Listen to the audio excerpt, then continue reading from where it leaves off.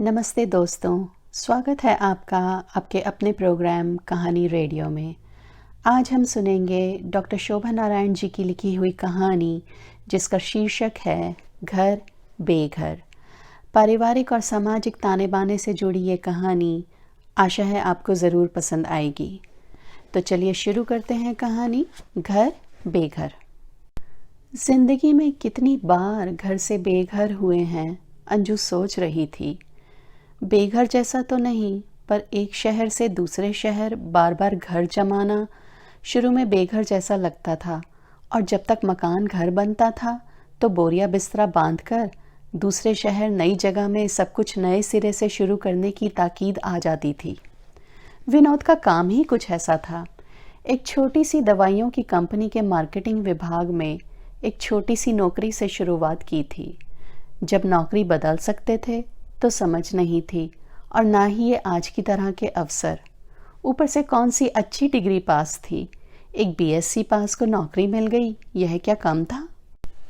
20 सालों की खपाई के बाद विनोद मैनेजर तो बन गए थे, पर तनख्वाह बढ़ती महंगाई में हमेशा न जाने कैसे पीछे रह जाती थी। कंपनी ऊपर जाने की बजाय नीचे फिसलती नजर आ रही थी।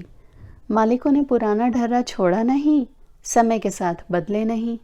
उनके सुर में काजल और घुट्टी का किसी ज़माने में बोलबाला था, पर अब गांव में भी उनका चलन खत्म हो रहा है। जिन्होंने पुरानी चीज़ों को नए आवरण में प्रस्तुत किया और विज्ञापनों में करोड़ों रुपए खर्च किए, वे कंपनियां आज आगे निकल गईं। ऐसी सामर्थ्य और सोच विनोद के मालिकों की नहीं थी। अच्छा था कि कंपनी बंद नहीं हुई थी और विनोद वहीं टिके थे। अब कहीं और कहाँ जाते, जब तक चल जाए चलाएंगे। इसी भाव से विनोद बाबू कभी अपनी मर्जी से और कभी मालिकों की मर्जी से शहर दर शहर भटकते थे, और ज़रूरत पड़ने पर परिवार के साथ सामान समेट नई जगहों से परिचय जोड़ते रहते थे। जब बच्चे छोटे थे तो ऐसा संभव था, पर जब से उनका स्कूल कॉलेज शुरू हुआ उन्हें यह खानाबदोश जिंदगी छोड़नी पड़ी। विनोद कस्बाई शहरों में ढोल वालों को गली गली घुमाते और खुद निगरानी रखते थे कि कोई जगह छूटी तो नहीं। दीवारों पर सस्ते आर्टिस्ट ढूंढकर विज्ञापन छपवाते और अंजू उन्हें शब्द देती। अंजू ने हिंदी साहित्य में बीए किया था और कविता का शौक था। अंजू की साहित्यिक प्रतिभा विनोद बाबू के कितने काम आई पता नहीं, पर कई शहरों के बाहर रेलवे लाइनों के साथ वाली दीवारों पर अंजू के तुक्के लोगों को आकर्षित जरूर करते थे। ऐसी खबर जानकार लोग उन तक पहुंचा देते थे। अच्छे दिन थे वो। 3 बरस की गुन्नी यानी प्रिया और 2 बरस का बब्बू यानी विवेक सारा दिन अंजू को व्यस्त रखते। आसपास के गांव की छोटी मोटी दुकानों से लेकर शहर की बड़ी दुकानों तक माल पहुंचाने का काम भी विनोद का था। हर नई जगह वह एक लड़का अपनी मदद के लिए रख लेते थे, और घर में ही रहता था उनका स्टोर और उनका ऑफिस। मालिकों का पैसा किस तरह बचा सकें, विनोद हमेशा इसी उधेड़बुन में रहते थे। अगर इतनी मेहनत विनोद ने अपने लिए की होती तो आज अंजू के सिर पे अपनी कहने लायक छत होती, पर विनोद बाबू ने उतनी दूर की शायद ही कभी सोची हो, और सोचते भी किस बूते पर। रोज़मर्रा की ज़रूरतें ही पूरी हो जाएं, वही बहुत था। तनख्वाह आती बाद में, खर्चे पहले मुंह बाए खड़े रहते। पर विनोद और अंजू ने आर्थिक समस्याओं को कभी अपने ऊपर हावी नहीं होने दिया। शायद ऐसा इसलिए संभव था कि झूठे दिखावे और होड़ से दोनों ने स्वयं को भरसक दूर रखा। जिंदगी में उनकी प्राथमिकताएं बिल्कुल स्पष्ट थीं। बच्चों को अच्छी से अच्छी शिक्षा। विनोद बाबू कहते यही उनका सबसे बड़ा इन्वेस्टमेंट है। बेटा बेटी दोनों की शादी जल्दी ही हो गई थी। बेटा विवेक और बहू ऋचा दोनों कंप्यूटर इंजीनियर थे अमेरिका में। बेटी प्रिया ने फाइनेंस में एमबीए किया था और अपने ही सहपाठी से शादी की थी। कुछ दिन पहले विनोद बाबू को अटैक हुआ तो एक महंगे अस्पताल का सारा खर्च बब्बू ने ही तो किया था। यह बात और है कि चाहते हुए भी वह दिल्ली नहीं आ पाया था। उसी समय नई नौकरी में एक महत्वपूर्ण प्रोजेक्ट की सारी जिम्मेदारी उसके सिर थी। अंजू तो कहती रही बब्बू को बुला लो, ऐसा भी क्या काम, पर विनोद बाबू ने ही मना कर दिया। बोले हार्ट बाईपास अब कोई ऐसा ऑपरेशन नहीं है कि तुम संभाल ना पाओ। 1 हफ्ते में वापस घर भी आ जाऊंगा। विवेक आ भी गया तो कितने दिन रह लेगा, सारी केयर तो बात की है। गुन्नी का आना भी मुश्किल था, 2 छोटे बच्चे, उन्हें किसके पास छोड़ती। बड़ी घबराहट में गुन्नी का फोन आया। मम्मी मैं आ रही हूँ, बच्चों को तरुण और आया संभाल लेंगे। अंजू समझती थी कि प्रिया के बस का कुछ नहीं, उम्र भर पढ़ाई के अलावा उसने कुछ नहीं किया, आएगी तो अंजू के काम ही बढ़ाएगी। अंजू ने कहा ना, अभी बिल्कुल ज़रूरत नहीं, पापा की हालत अब काफ़ी संभल चुकी है, हॉस्पिटल में तो किसी को जाने नहीं देते, यहाँ अड़ोस पड़ोस बहुत अच्छा है। पापा को अटैक पड़ा तो सामने वाले द्विवेदी जी ही अपनी गाड़ी में अस्पताल ले गए थे, ज़रूरत होने पर तुम बच्चों को ही याद करूँगी। आंखों और आवाज़ से फूटती रुलाई के बांध को फ़ोन के दूसरे कोने पर बैठी गुन्नी शायद कभी न महसूस कर पाई होगी। यह एक नई परीक्षा थी अंजू की। विनोद अस्पताल से घर आ गए थे, सब कुछ ठीक ही चल रहा था। अंजू दिन रात विनोद की देखभाल में रहती, उसका सोना जागना सब विनोद बाबू की घड़ी के अनुसार होता था। ऑपरेशन के बाद जिद कर विवेक ने यह भागदौड़ वाली नौकरी पिता से छुड़वा दी थी। अब उसकी एक दूसरी मनुहार थी। मम्मी, मैं पापा की बीमारी में नहीं आ पाया, अब तुम लोग यहाँ आ जाओ। अब तो डॉक्टर भी कह रहे हैं कि पापा अब हवाई जहाज का सफ़र आराम से कर पाएंगे। बेटा इतने बड़े जटिल ऑपरेशन के दौरान माता पिता के पास नहीं था, इस बात का उसे दिली मलाल था। वह चाहता था कि अंजू विनोद अब अमेरिका में रहें। 6 महीने का स्टे तो मिल ही जाएगा, एक्सटेंशन के लिए भी अप्लाई कर सकते हैं। लंबे समय के लिए दिल्ली में फालतू का किराया क्यों दो, इसलिए घर खाली कर देना। फिर आपको कौन सा अकेले यहाँ रहना है, जैसे ही आपको ग्रीन कार्ड मिलेगा यहीं मेरे पास रहना, और तब तक कुछ दिन यहाँ और कुछ दिन सिंगापुर जीजी के पास रह लेना। दलील तो ठीक थी, पर अंजू को यह अरेंजमेंट कुछ ठीक नहीं लगता था। अपने बसे बसाए घर को हमेशा के लिए उखाड़ नए अनजाने देश में डेरा डालने की बात अंजू के गले नहीं उतरती थी। अपनी दुविधा को अंजू शब्द नहीं दे पा रही थी, और उसका यह प्रश्न कि इतनी पुरानी गृहस्थी के सामान का वह क्या करे, तो विवेक का जवाब था फेंक देना या दे देना, चाहे तो बेच देना, इंडिया में तो सब कुछ बिक जाता है, यहाँ तो पुराना सामान उठवाने के लिए भी डॉलर खर्च करने पड़ जाते हैं। विवेक जानता था कि उनके उस घर में ऐसा कुछ भी कीमती नहीं था जिसकी सहेज मम्मी पापा को करनी पड़ेगी। अंजू सोच रही थी, उपभोक्तावाद की इस दुनिया में उसकी बरसों की जतन से जोड़ी गृहस्थी की कीमत सिर्फ कबाड़ी के देने भर की है। उसका पूजा का कोना, उसकी अपनी शादी पर मिले आदमकद शीशे वाली ड्रेसिंग टेबल, जहां अंजू की पहुंच के बाहर आधुनिक प्रसाधन सामग्री तो सुसज्जित नहीं थी, पर जिससे उसे मोह था। उसके सामने खड़ी हो उसे लगता, हाँ वह अंजू है। इस सब से अलग थी विनोद बाबू की सोच। बेटे के पास जाकर रहने में उन्हें तनिक भी हिचकिचाहट नहीं थी। शायद थक चले थे और इस उम्र में आराम चाहते थे। कमाने खाने की चिंताओं से मुक्त अपनी बाकी जिंदगी केवल एक बार, आखिरी बार अपने तरीके से जीना चाह रहे थे। अंजू, विवेक ने नया घर खरीदा है, हम तो मकान मालिक कभी हुए नहीं, अब बेटे बहू की खुशी में हमें शरीक होना चाहिए। उनका घर, हमारा घर, क्या कमी है हमें, ऐसे बच्चे भाग्य से मिलते हैं। अब प्रिया को ही देखो, कितना प्यार करती है, हमारा कितना ख्याल रखती है। अरे भाग्यवान, मैं तुम्हारी ही क्या, अपनी भी बर्थडे भूल जाऊं, पर गुन्नी कभी नहीं भूलती। याद है हमारी शादी की 25वीं सालगिरह थी जब उसकी पहली नौकरी लगी थी, अपनी सारी तनख्वाह तुम्हारी साड़ी और मेरे सूट पर खर्च कराई थी। अपना नाम सुन अंजू चौंकी। ऐसे बहुत कम अवसर थे जब स्वर में इतनी मिश्री घोल विनोद इस नाम से उसे बुलाते हों। जरूर उससे हाँ कहलवाना चाह रहे हैं। मन हुआ कह दे, इतना मन है तो तुम जाओ अकेले। वह अपने छोटे से घर में, चाहे किराए का ही सही, संतुष्ट है, पर पति के बिना किसी जिंदगी की कल्पना मात्र ही अंजू के लिए भयावह थी। अंजू कह रही थी, माँ हूँ मैं, बेटे की खुशी में मुझसे ज़्यादा खुश कौन होगा। मेहमान नवाजी 2 दिन की भली, उम्र भर का ठिकाना तो अपना ही घर हो सकता है। भूलो मत, बेटे की अपनी गृहस्थी है, बच्चे ना सही पर बहू तो है। ऋचा क्या इतने लंबे समय के लिए, और वो भी जहाँ माता पिता बेटों के साथ नहीं रहते, हमें स्वीकारेगी? अंजू की बात समझते हुए भी विनोद समझना नहीं चाह रहे थे। बोले, कौन सा हम हमेशा के लिए जा रहे हैं? 6 महीने विवेक के पास और फिर प्रिया के पास घूमते फिरते रहेंगे। मन किया तो एक आधा महीना दिल्ली में बिताएंगे, तुम्हारी बहन आशा के यहाँ। भाई छोटी साली है हमारी। आगरे में बड़े भैया, लखनऊ में जिज्जी, जयपुर में ललनवा।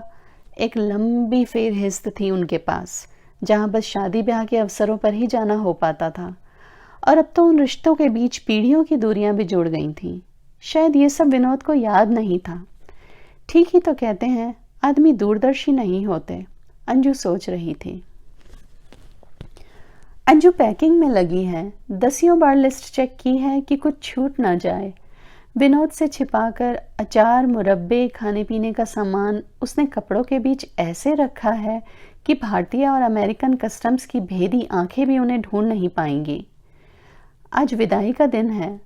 मन में बच्चों से मिलने की खुशी के साथ साथ इस उम्र में इतने लंबे सफर पर जाने का हल्का हल्का सा भय भी है।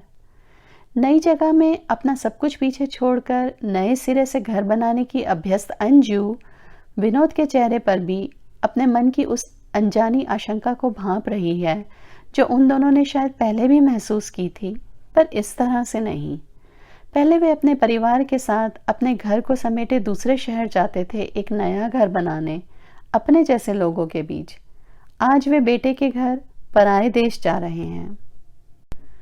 किराए का घर खाली कर दिया था। अंजू ने चारों तरफ निगाह घुमाई। खाली दीवारों पर कुछ कीलें और उन पर टंगी पेंटिंग और फोटो के चौखटों के निशान। बीच की जगह साफ, जैसे कुछ यादों के निशान और बाकी एक अनदेखे भविष्य की तरह। इस घर में अपनी जिंदगी का सबसे बड़ा हिस्सा उन दोनों ने गुजारा था। यहीं दिल्ली में बच्चों ने कॉलेज की पढ़ाई पूरी की, यहीं दोनों की शादी हुई, यहीं इस घर में विवेक की नौकरी लगी तो उसकी नई गाड़ी आई थी। विनोद अभी तक अपने पुराने स्कूटर से काम चला रहे थे। याद है अंजू को जब नया स्कूटर आया था, आगरा में थे वे। बब्बू को आगे खड़ा कर और गुन्नी को गोदी में बिठा कैंट तक की ड्राइव और फिर आइसक्रीम, और फिर तो हर इतवार बच्चों की जिद रहती कि ड्राइव पर चलो।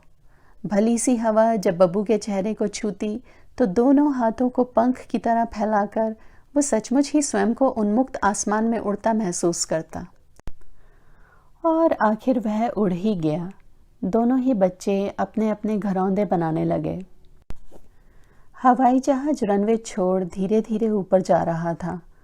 कुछ ही देर में दिल्ली की तारों जैसी टिमटिमाती बत्तियां अंधेरे के आकाश में गुम हो गईं। पृथ्वी और चांद तारों के बीच अंतहीन विस्तृत अंधेरे को चीरता हुआ अपने गंतव्य की ओर बढ़ता हुआ हवाई जहाज। सभी तो मुसाफिर हैं, कहाँ है ठिकाना? अंजू सोच रही थी। कब आंख लगी और कब शीशे से पर्दे को हटाकर रोशनी की कतरन भी भीतर घुस आई, अंजू को पता ही नहीं चला। रुई के गोलों जैसे मुलायम बादल जैसे किसी धुनिया ने बिखरा दिए हों। बादलों का संसार और उनके ऊपर अपनी धुन में उड़ता हवाई जहाज। अंजू ने सोच लिया था जिस एकाग्र भाव से यह जहाज अपने रास्ते पर जा रहा है, उसी भाव से अंजू भी जो पीछे छोड़ आई है उसे याद नहीं करेगी। बेटे ने अपने नए घर की फोटो जो भेजी थी, अपने मन पटल पर अंजू उन्हें उलटती पुलटती रही। कितना बड़ा घर है। विनोद की नींद की खुमारी अभी टूटी नहीं थी। विनोद ने बताया कुछ घंटों के लिए उन्हें नरीटा एयरपोर्ट पर रुकना होगा, जहां से वे दूसरी फ्लाइट पकड़ेंगे। नया अनुभव था अंजू के लिए ये सब। इस यात्रा के दौरान बरसों पहले लिखी कविता की एक पंक्ति अंजू को बार बार याद आ रही थी। हाथ पकड़ तुम छोड़ न देना, पथिक चलो अब धीरे धीरे, जाना है उस पार पथिक अब धीरे धीरे। अंजू और विनोद अपने निश्चित समय के कुछ पहले ही सैन फ्रांसिस्को के हवाई अड्डे पर थे। एक दूसरी ही दुनिया थी वह। कहाँ जा रहे थे वे सब? अपने अपने घर या अपने घर से दूर? सभी को जल्दी थी। शादी के एक हफ्ते बाद ही विवेक अमेरिका वापस चला आया था। रिश्तेदारों की भीड़ और नए पुराने दसियों रीति रिवाजों की हड़कंप में अंजू का बहू से केवल औपचारिक रिश्ता ही बन पाया था। फोन पर बातचीत विवेक ही करता था। अंजू ऋचा से नया संबंध जोड़ने को उत्सुक थी। सैन फ्रांसिस्को से सैन होजे की 1 घंटे की ड्राइव में ऋचा ज्यादातर चुप ही थी। विवेक और विनोद तो वैसे भी आपस में कम ही बोलते थे। घर में अंजू ही थी जो चुपचाप नहीं रह पाती थी। छोटे छोटे प्रकरण उसे किसी कहानी की तरह आकर्षित करते थे।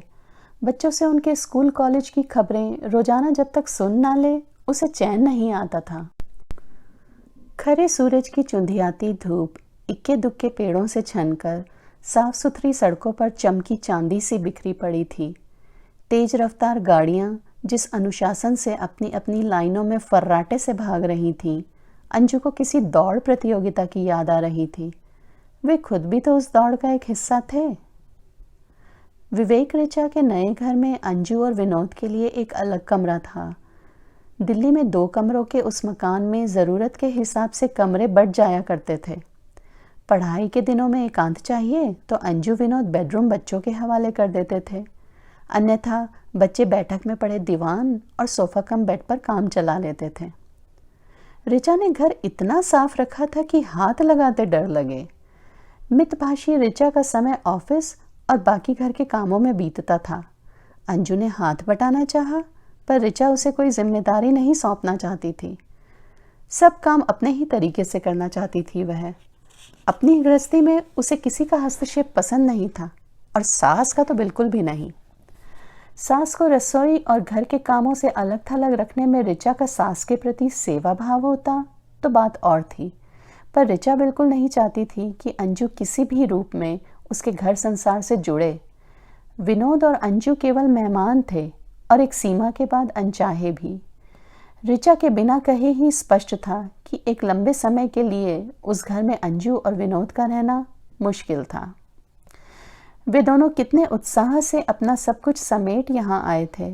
रिटायरमेंट के बाद बेटे के घर में अपना घर बनाना तो दूर, यहाँ तो वे अपनी पहचान ही खो बैठे थे। बेटे बहू की व्यस्त जिंदगी में उनके लिए कौन सा स्थान था, वे समझ नहीं पा रहे थे। वातावरण की औपचारिकता उन्हें बड़ी दम घोंटू लग रही थी। ऋचा के व्यवहार में ऐसा कुछ भी नहीं था जिसकी वे आलोचना कर सकें, पर जिस अपनेपन की उन्हें अपेक्षा थी, जो भावनात्मक संबंध जोड़कर वे उस परिवार का अंग बनना चाहते थे, उसे ऋचा ने पूरी तरह नकार दिया था। अंजू समझ पा रही थी कि घर गृहिणी से होता है और उस मायने में बेटे का घर भी पराया था, क्योंकि ऋचा उस घर परिवेश की एक छत्र मालकिन थी। ऐसी स्थिति में साल में 1-2 महीने तो वहां रहा जा सकता था, पर लंबे समय के लिए नहीं। बात अंजू ने नहीं शुरू की। कैसी विडंबना थी कि बात कुछ भी नहीं थी, फिर भी बहुत बड़ी थी। कैसे कहे अपने बेटे से कि तुम्हारी पत्नी ने तुम्हारे माता पिता को तुमसे अलग थलग करने के लिए एक अत्याधुनिक तरीका खोज निकाला है, कि तुम्हारे घर में हमारी उपस्थिति तुम्हारी पत्नी को बिल्कुल रास नहीं आ रही है। क्या बेटे को इतनी समझ नहीं कि ऋचा के इस एलीट क्लास व्यवहार में छिपी मानसिकता को समझ पाए? ऋचा अभी ऑफिस में थी और विवेक थोड़ा जल्दी घर आ गया था। ऐसे अवसर कम ही होते थे। अंजू ने वापस जाने की बात छेड़ दी। बोली, बेटा चाह रहे हैं थोड़े दिन प्रिया के पास रह आएं, मन और हल्का हो जाएगा। सारा दिन खाली बैठे बैठे बोर हो जाते हैं, वहाँ बच्चों के साथ मन लगा रहेगा। अंजू सोचती थी कि विवेक रुकने को कहेगा और कहीं घूमने फिरने का प्रोग्राम बनाएगा। 3 महीने हो गए थे उन्हें आए हुए, पर विवेक एक ही वीकेंड पर उन्हें घुमाने ले जा सका था।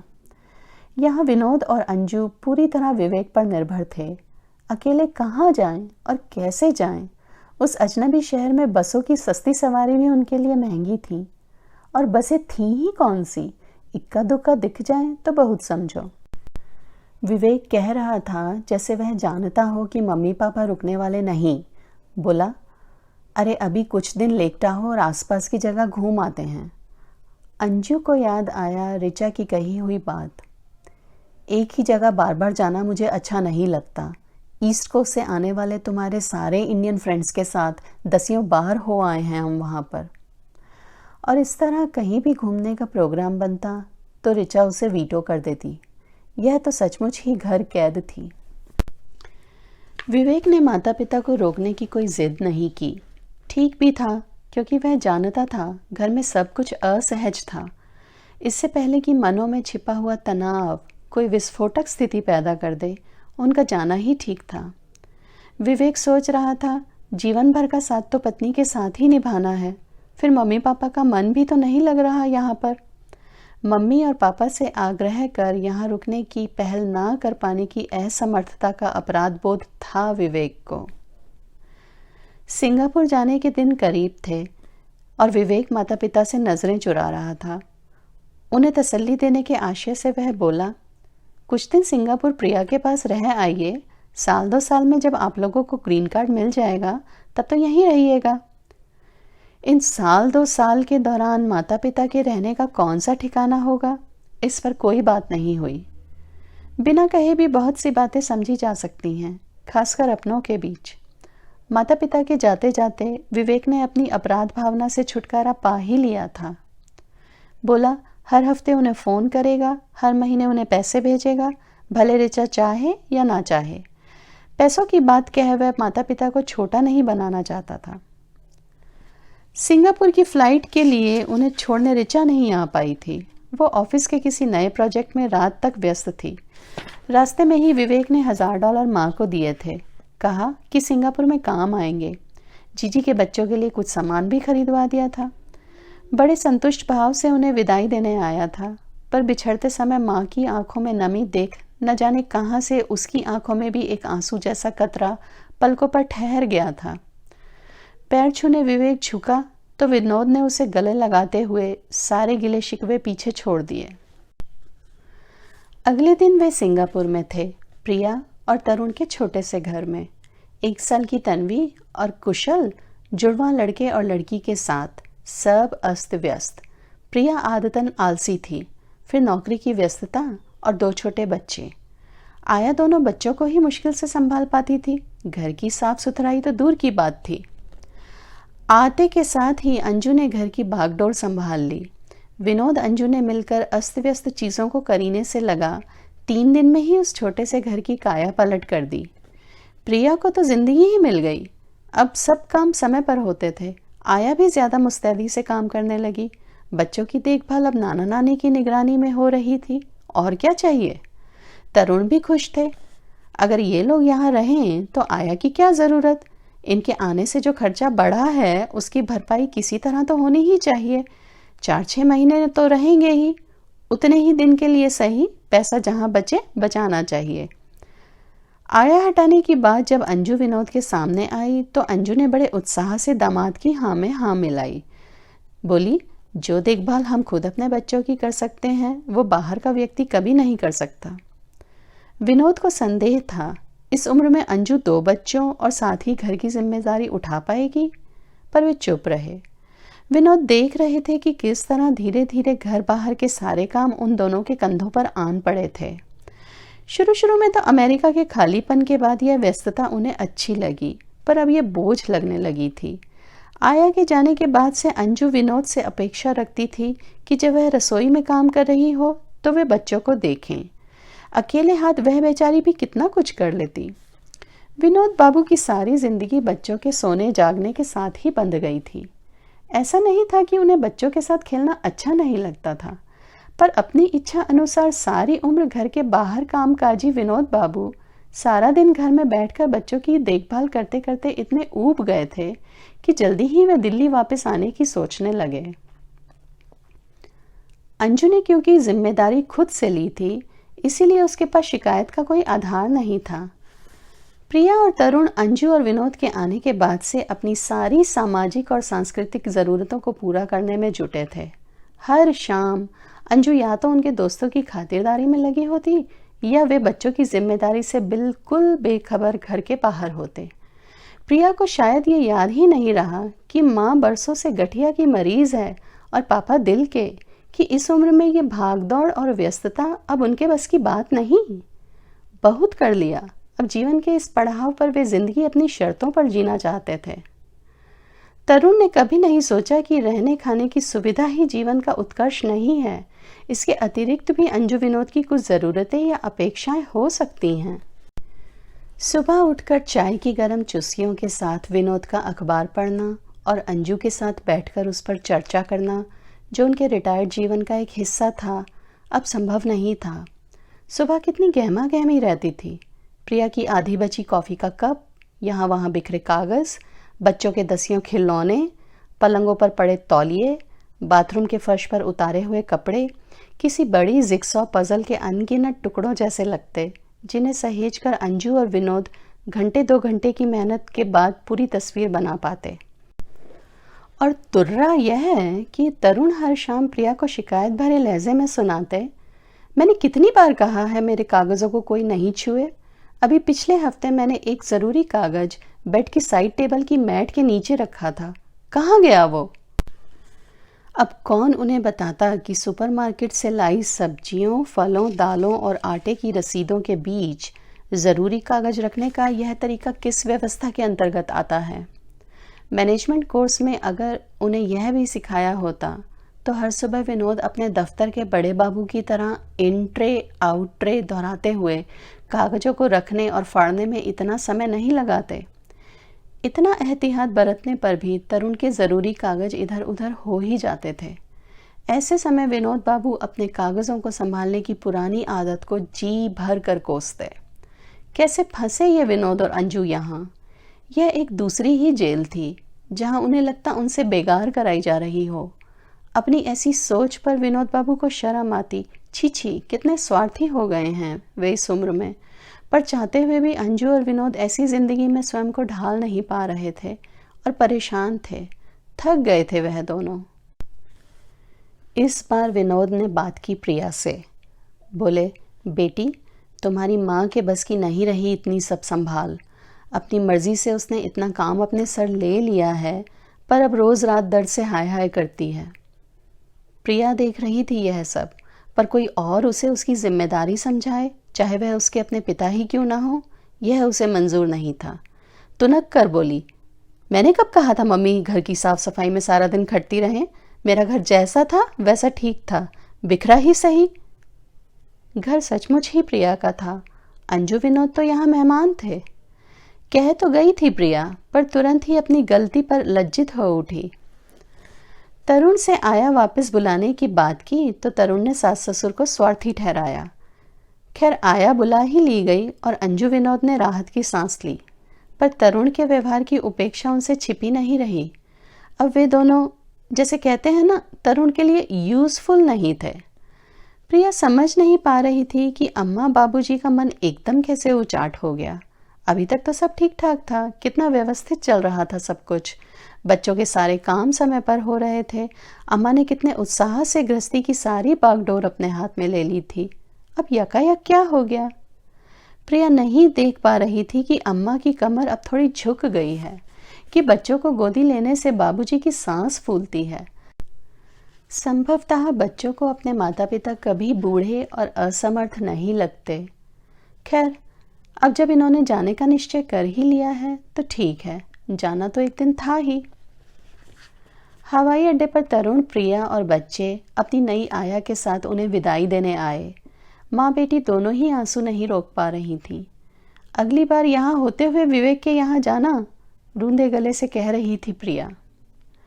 अंजू प्रिया को कैसे बताती कि उम्र के 6वें दशक में वो प्रिया को किसी अगली बार का भरोसा नहीं दे सकती।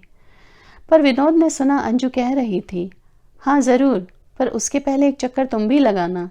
इतनी पास होकर भी तुम लोग समय निकाल कर आ नहीं पाते। तरुण का भारत में अपना कहने वाला कोई नहीं था। माता पिता तो बचपन में ही गुजर गए थे। उसके चाचा जी, जिन्होंने उसे पाला था, 2 साल पहले स्वर्गवासी हो चुके थे।